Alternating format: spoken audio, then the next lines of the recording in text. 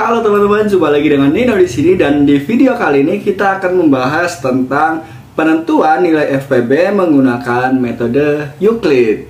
Nah, kayak gimana ya pembahasannya? Yuk simak terus.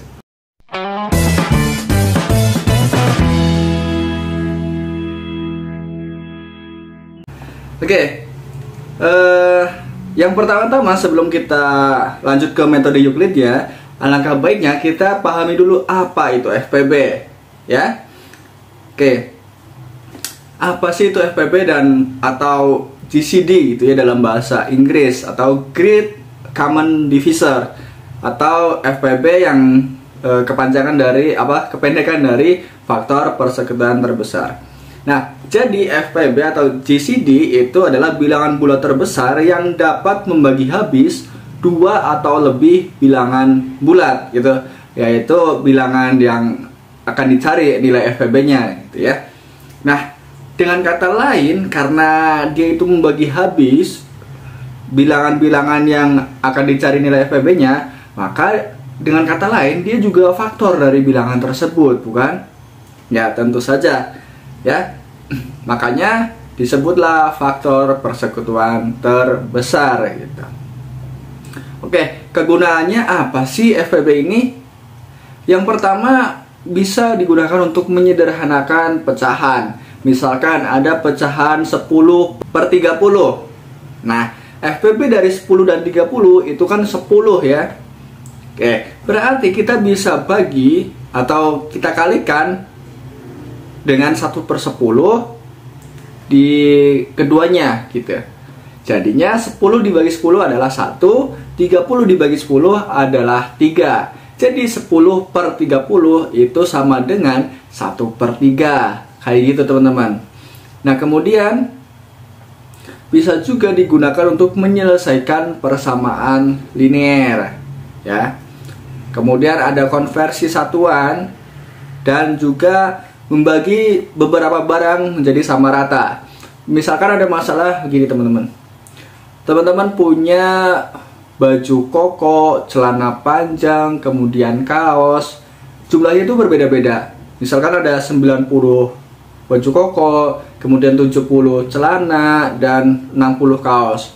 Nah, ketika teman-teman mau membagi ketiga barang tersebut menjadi sama rata kepada orang-orang, berapa sih orang yang harus menerima itu?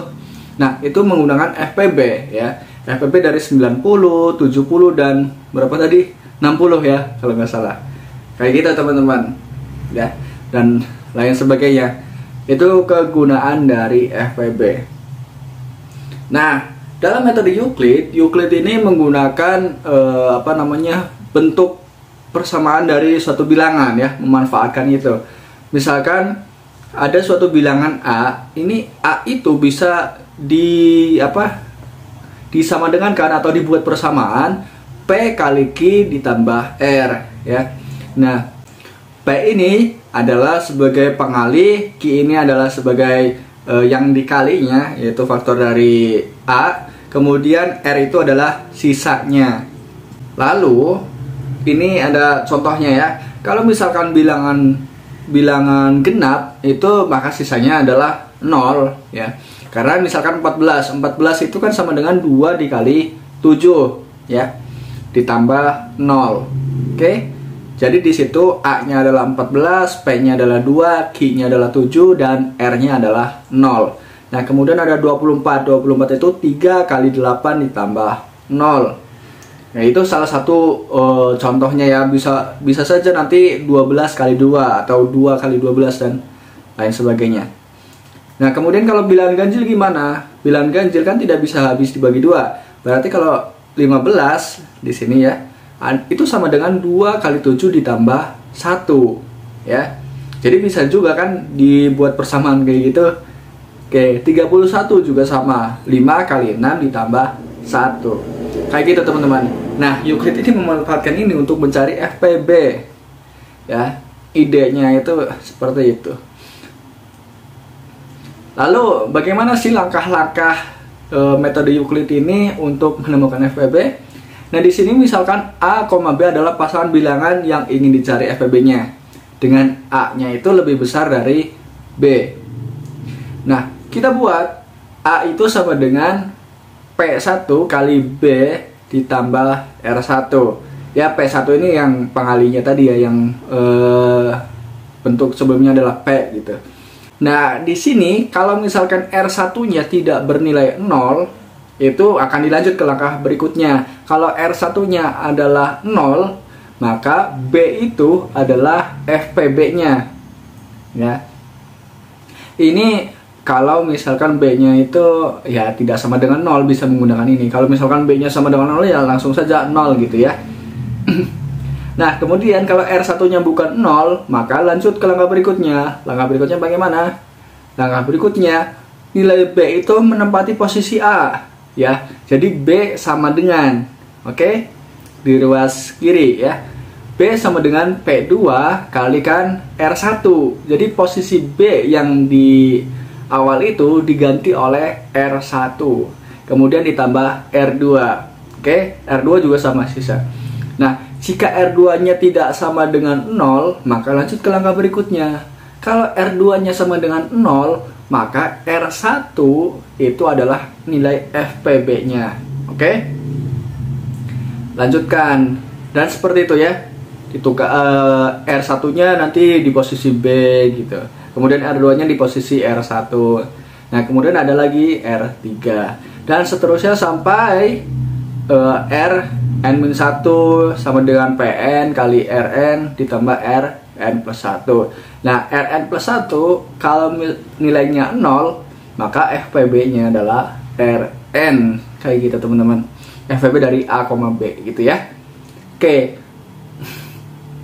Contohnya bagaimana? Contohnya adalah begini. Carilah FPB dari 54 dan 21. Oke. 54 itu kan sama dengan 2 kali 21 ya, ditambah 12. Oke?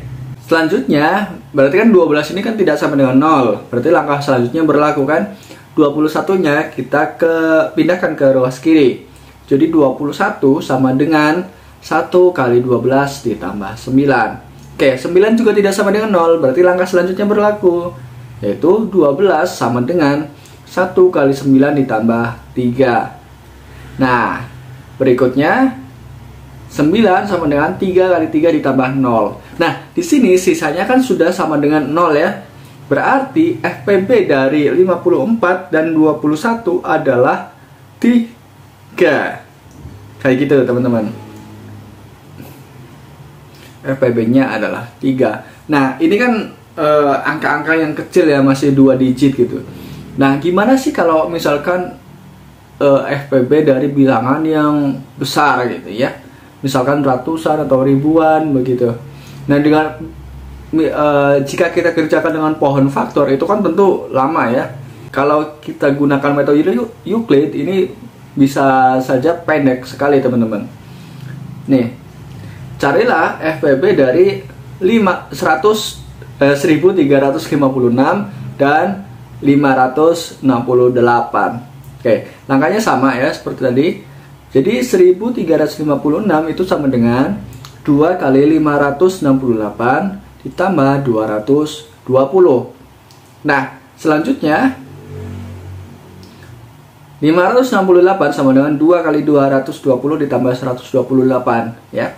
Dan ini dilakukan sampai nilainya sisanya bernilai 0 ya. Nah, di sini kan sudah bernilai 0 ya.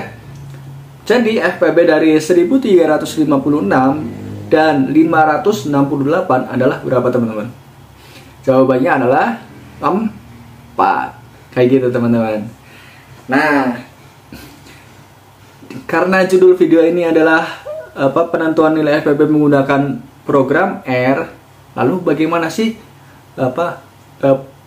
algoritmanya gitu ya. Tapi sebelum ke sana kita pahami dulu apa itu program R ya, atau R gitu, R saja ya. Program R atau konsel R itu adalah salah satu bahasa pemrograman komputer ya. Ini sama seperti C++, Python, dan lain-lain sebagainya ya. Nah, bagaimana sih algoritma jika kita ingin menggunakan konsol R untuk mencari nilai FPB menggunakan metode Euclid. Ya, kita pahami dulu algoritmanya. Untuk mencari FPB A, B dengan A lebih besar dari B, kita gunakan fungsi while. Kenapa fungsi while? Karena ada syarat yang harus dipenuhi agar algoritma itu bisa berjalan. Syaratnya apa? Tadi, B tidak sama dengan 0. Karena kalau B sama dengan 0, maka FPB-nya ya 0 gitu ya. Oke. Pertama kita buat fungsi dulu. FPB sama dengan function dari inputan A dan inputan B. Oke. Di sini nama fungsinya bebas ya, misalkan FPB atau pakai huruf kapital juga nggak apa-apa, atau GCD gitu. Sama dengan function. Function ini adalah bawaan programnya ya, harus ditulis seperti itu, nggak boleh diubah-ubah. Kemudian while B tidak sama dengan 0 ya, tidak sama dengan menggunakan tanda seru sama dengan. Oke. Ketika B tidak sama dengan 0 bagaimana? Yang pertama kita cari dulu sisanya. Untuk mencari sisa kita gunakan modulo ya. Karena misalkan 10 modulo 3 berarti kan 1. Jadi nilainya adalah 1, sisanya 1 gitu. Jadi di sini sisa sama dengan A mod B. Nah, ketika sisanya sudah diketahui, kan tadi langkah keduanya posisi B pindah ke posisi A, ya. Jadi di sini A sama dengan B, ya. Nah, tadi posisi B yang di awal itu kan di yang kedua, iterasi yang kedua itu kan diganti oleh R1 atau sisa yang pertama. Berarti di sini B itu jadikan sama dengan sisa. Ya. Oke. Nah, kan ini berulang-berulang. Jadi stop sampai di sini, kita end while ya. Kondisi tersebut kita berhentikan. Nah, ketika kita sudah berhentikan, itu kan while ini berjalan kalau B-nya tidak sama dengan 0. Ketika B-nya sama dengan 0, maka nilai A itu adalah sebagai FPB-nya. Ya, karena BA itu tadi sudah ditukar sudah disubstitusikan dari nilai B. Oke. Jadi di sini return A atau kembalikan A. Jadi ketika fungsi FPB ini dipanggil, maka akan bernilai A karena di situ ada return A. Ya. Kalau tidak ada ya tidak ada keluarannya. Ketika kita panggil fungsi FPB, ya sudah nggak ada apa-apa yang dikeluarkan. Nah, kalau algoritmanya kita udah bahas, maka selanjutnya adalah codingnya. Nah, untuk coding kita gunakan dua aplikasi. Kenapa begitu? Yang pertama, karena di program R itu tidak mengenal enter sebagai penyambung. Maksudnya ketika kita sudah klik enter, itu kodenya akan berubah menjadi kode tersendiri, bukan sambungan gitu ya. Misalkan satu kalimat dalam program R itu harus disusun dalam satu baris. Kalau kita klik enter, maka otomatis ada titik di kalimat itu. Ya. Jadi beda kalimat artinya gitu. Nah, sedangkan ketika kita tulis di notepad itu kan bisa klik enter gitu dalam satu kalimat itu. Nah, ketika kita salin kodenya dari notepad kemudian kita pastekan ke R, itu kan nanti tersusunnya seperti yang di notepad. Dan itu masih dianggap sebagai satu kalimat walaupun ada enternya di sana. Nah, jadi ini digunakan untuk merapikan saja, teman-teman. Merapikan dari tulisan yang ada di R gitu. Kayak gimana kodenya? Yuk kita simak. Oke, yang pertama kita tuliskan dulu FPB ya, fungsi FPB. Atau misalkan teman-teman pengen GCD ya nggak apa-apa ya, GCD.